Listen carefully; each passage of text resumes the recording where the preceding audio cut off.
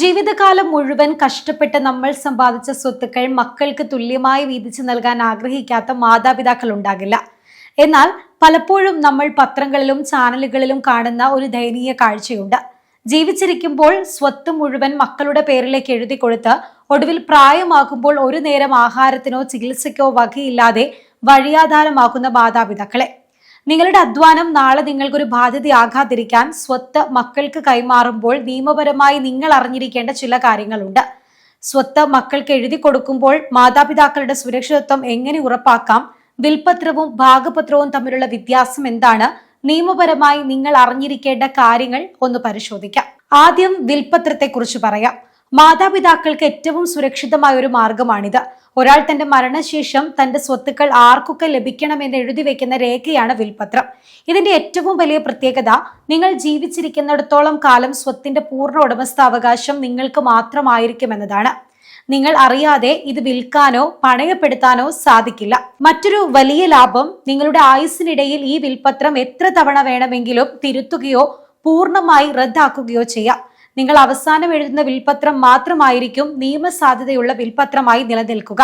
ഇത് രജിസ്റ്റർ ചെയ്യുന്നത് നിർബന്ധമല്ലെങ്കിലും ഭാവിയിൽ മക്കൾ തമ്മിൽ കോടതി കേസ് ഉണ്ടാകാതിരിക്കാൻ 2 സാക്ഷികളുടെ സാന്നിധ്യത്തിൽ സബ് രജിസ്ട്രാർ ഓഫീസിൽ രജിസ്റ്റർ ചെയ്യുന്നതാണ് ഏറ്റവും സുരക്ഷിതത്വം. രണ്ടാമത്തെ വഴി, ജീവിച്ചിരിക്കുമ്പോൾ തന്നെ സ്വത്ത് മക്കളുടെ പേരിലേക്ക് ധനനിശ്ചയ ആധാരം അല്ലെങ്കിൽ ഗിഫ്റ്റ് ഡീഡ് വഴി പൂർണ്ണമായി മാറ്റി കൊടുക്കുക എന്നതാണ്.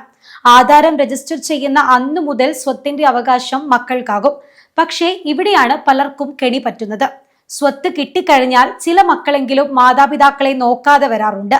ഇതിന് നിയമപരമായ ഒരു ശക്തമായ പരിഹാരമുണ്ട്. നിങ്ങൾ മക്കൾക്ക് ആധാരം എഴുതി കൊടുക്കുമ്പോൾ അതിലൊരു പ്രധാന നിബന്ധന നിർബന്ധമായും ചേർക്കണം. എന്റെ ജീവിതാവസാനം വരെ എന്നെ സംരക്ഷിക്കണം, ആഹാരവും ചികിത്സയും വസ്ത്രവും നൽകണം എന്ന വ്യവസ്ഥയിലാണ് ഈ സ്വത്ത് നൽകുന്നത് എന്ന്. ഇങ്ങനെ എഴുതിയിട്ടും മക്കൾ നിങ്ങളെ നോക്കിയില്ല എങ്കിൽ മുതിർന്ന പൗരന്മാരുടെ സംരക്ഷണ നിയമം, അതായത് സീനിയർ സിറ്റിസൺസ് ആക്ട് പ്രകാരം നിങ്ങൾക്ക് RDO കോടതിയെ സമീപിക്കാവുന്നതാണ്. കോടതിക്ക് ആ ആധാരം റദ്ദാക്കാനും സ്വത്ത് മാതാപിതാക്കൾക്ക് തന്നെ തിരികെ നൽകാനും പൂർണ്ണ അധികാരമുണ്ട്. അടുത്തത് ഭാഗപത്രമാണ്. കുടുംബത്തിലെ അവകാശികൾ, അതായത് സഹോദരങ്ങൾ, തങ്ങൾക്ക് അവകാശപ്പെട്ട ഭൂമി പരസ്പര സമ്മതത്തോടെ അളന്ന് തിരിച്ച് വീതം വെക്കുന്ന രീതിയാണിത്. ഇവിടെ ശ്രദ്ധിക്കേണ്ട കാര്യം, ഭാഗപത്രത്തിൽ കുടുംബത്തിലെ എല്ലാ അവകാശികളും ഒപ്പിടുകയും അത് സബ് രജിസ്ട്രാർ ഓഫീസിൽ രജിസ്റ്റർ ചെയ്യുകയും വേണമെന്നതാണ്. ആരെങ്കിലും ഒരാളെ ഒഴിവാക്കിക്കൊണ്ടോ ഒരാൾ ഒപ്പിടാതിരിക്കുകയോ ചെയ്താൽ ആ ഭാഗപത്രത്തിന് നിയമസാധ്യത ഉണ്ടാകില്ല. ഭാവിയിൽ അത് കോടതിയിൽ കേസായി വരെ മാറിയേക്കാം. കുടുംബാംഗങ്ങൾ തമ്മിൽ തർക്കമില്ലാതെ സ്വത്ത് വിഭജിക്കാൻ ഏറ്റവും നല്ലത് രജിസ്റ്റർ ചെയ്ത ഭാഗപത്രമാണ്. മക്കൾക്ക് സ്വത്ത് കൊടുക്കുന്നത് നല്ലതാണ്, പക്ഷേ നമ്മുടെ സംരക്ഷിതത്വവും സമാധാനവും കളഞ്ഞുകൊണ്ടാകരുത് അത്. ഒന്നുകിൽ വിൽപത്രം എഴുതുക, അല്ലെങ്കിൽ സംരക്ഷണ പത്രം എന്ന നിബന്ധനയോടെ മാത്രം ആധാരം എഴുതുക. സാധാരണക്കാരായ നമ്മുടെ നാട്ടിലെ അച്ഛനമ്മമാർ അറിഞ്ഞിരിക്കേണ്ട ഈ പ്രധാനപ്പെട്ട വിവരം നിങ്ങളുടെ സുഹൃത്തുക്കളിലേക്കും ഗ്രൂപ്പുകളിലേക്കും പരമാവധി ഷെയർ ചെയ്യുക. നന്ദി.